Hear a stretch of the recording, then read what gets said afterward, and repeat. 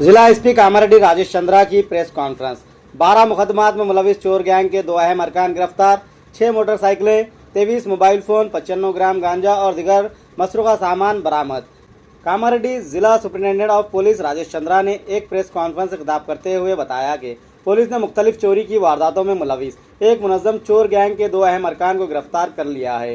SP के मुताबिक गिरफ्तार मुल्ज़िमान जिले के मुख्तलिफ इलाकों में पेश आने वाले 12 मुकदमात में मुलविस थे। पुलिस ने मुल्ज़िमान के कब्जे से 6 मोटरसाइकिलें, 23 कीमती मोबाइल फ़ोन, 95 ग्राम गांजा और दिगर मसरूका सामान बरामद कर लिया है।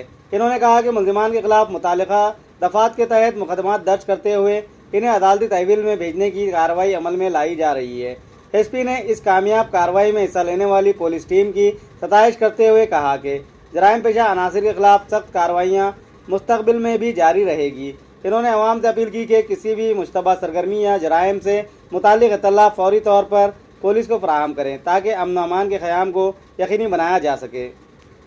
इधर पर्सन्स ని అప్రోచ్ చేస్తా ఉన్నారు। మీ దగ్గర మనము ఈ ల్యాప్టాప్స్ సారీ డెస్క్టాప్స్ అన్ని సాఫ్ట్వేర్ అంతా కూడా సీజ్ చేస్తాం।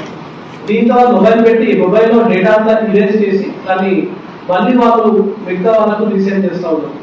సో ఇప్పటివరకు సీజ్ చేసిన మొబైల్ ఫోన్స్ మనకి కొన్ని ఫోన్స్ మాత్రమే ఆన్ అవుతున్నాయి, కొన్ని ఫోన్స్ లో ప్రాపర్ ట్రాకింగ్ రావడం లేదు కాబట్టి వాటిని మన ఫోరెన్సిక్ లెబారెటరీకి పంపిస్తున్నాము।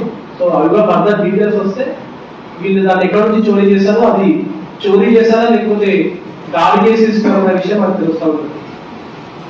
సో పబ్లిక్ గా రిక్వెస్ట్ చేస్తున్నాం, ఒకవేళ వాళ్ళ మొబైల్ ఫోన్ ఈ చాలా వరకు 5 కేసుల్లో కూడా పబ్లిక్ ముందుకు వచ్చి కంప్లైంట్ ఇవ్వలేదు।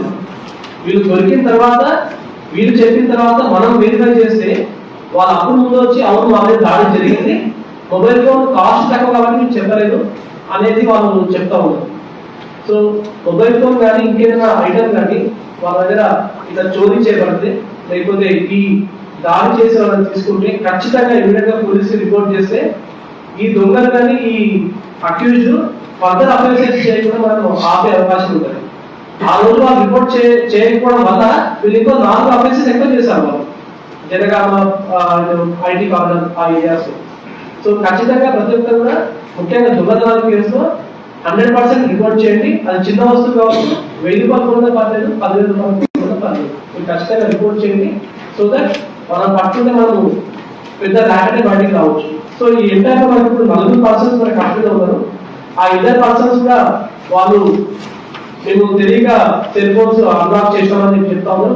సో వాళ్ళని కూడా మనము అక్యూజ్ లాగా సైడ్ చేస్తా ఉన్నాము। అండ్ ఈ 4 మాత్రం ఇవాళ జ్యుడిషియల్ మెజిస్ట్రేట్ ముందు ప్రొడ్యూస్ చేస్తాం।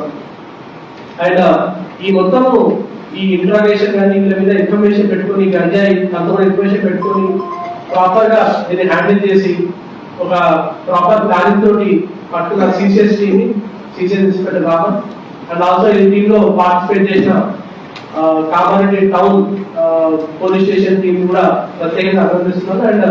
అండ్ డిఎస్పీ గారు కూడా ఈ ఆపరేషన్ మొత్తం ఓవర్సీ చేసేసి మార్నింగ్ నుంచి కూడా ఈ ఇంట్రాగేషన్ లో ఉంది, ప్రత్యేక టీంలు ఏర్పాటు చేసుకుని ఇవన్నీ రికవర్ చేయడంలో కూడా ఎంతో కీలక పాత్ర వహించిన డిఎస్పీ గారు కూడా ప్రత్యేకంగా అభినందిస్తున్నాను। Thank you.